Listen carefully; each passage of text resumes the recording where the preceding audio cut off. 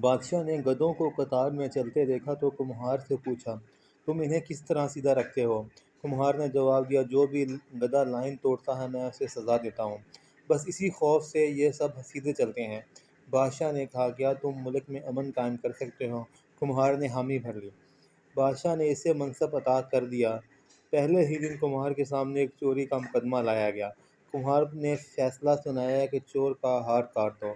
جلاد نے وزیر کی طرف دیکھا اور کمہار کے کان میں بولا، جناب یہ وزیر صاحب کا خاص آدمی ہے۔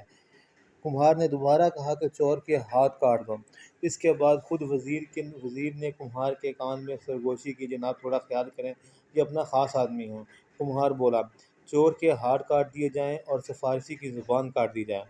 اور کہتے ہیں کمہار کہ صرف اس ایک فیصلے کے بعد پورے ملک میں امن قائم ہو گیا۔ ہمارے ہاں بھی امن قائم ہو سکتا ہے، مگر اس کے لیے چوروں کے ہاتھ کاٹنے پڑیں گے اور کچھ لوگوں کی زبانیں کاٹنی پڑیں گی۔